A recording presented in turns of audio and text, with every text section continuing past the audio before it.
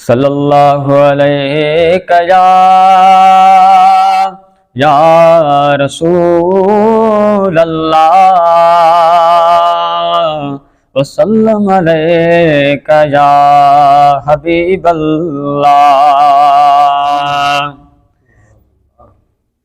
को हाकिम के मुल्क जो हिया हाकिमा सारे ज़माने जो एडो शान खुदा बंद क्यों हसन हुसैन जे नाने जो को हाकिम के मुल्क जो हिया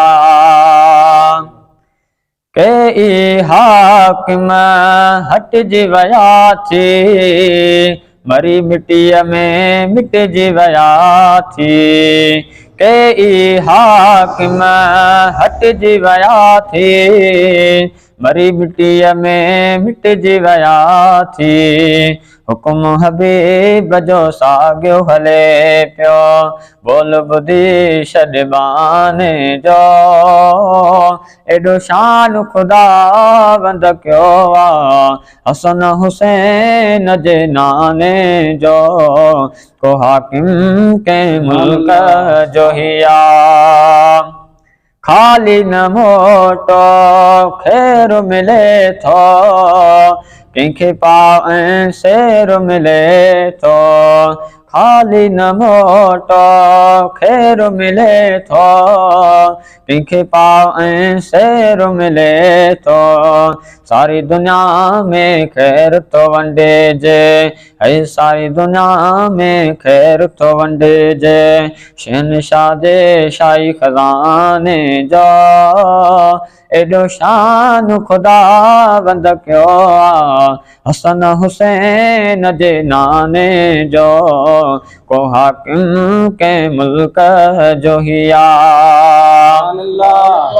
हाज़ुर नाज़ुर आ अज ताईं हर दुख सुख में मुझो साईं। हाज़ुर नाज़ुर आ अज ताईं हर दुख सुख में मुझो साईं। आशिक उहो ई अक़ीदो रखन था बंदु भजे बेमाने जो एडो शान खुदा बंद कयो हसन हुसैन जे नाने जो को हाकिम के मुल्क जो हिया समझी मता सुल्तान मथे मुहब जो हर मेहमान मथे समझी मता सुल्तान मथे मुहब जो हर मेहमान मथे सुलेमान सिकंदर अदब करे विया अरबीअ जे आस्ताने जो एडो शान खुदा बंद कयो हसन हुसैन जे नाने जो को हाकिम के मुल्क जो हिया सेठार सजण शाह तोखे ॿुधाए हर जाए हुकुम महबूब जो आहे। सेठार सजण शाह तोखे ॿुधाए हर जाए हुकुम महबूब जो आहे।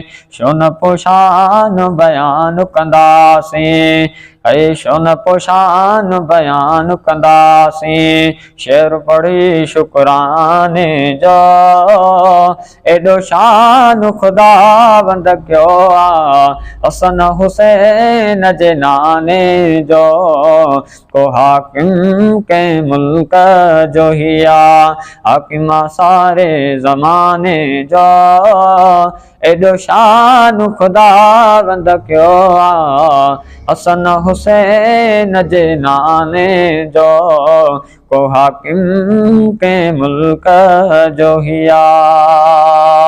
सुभान अल्लाह।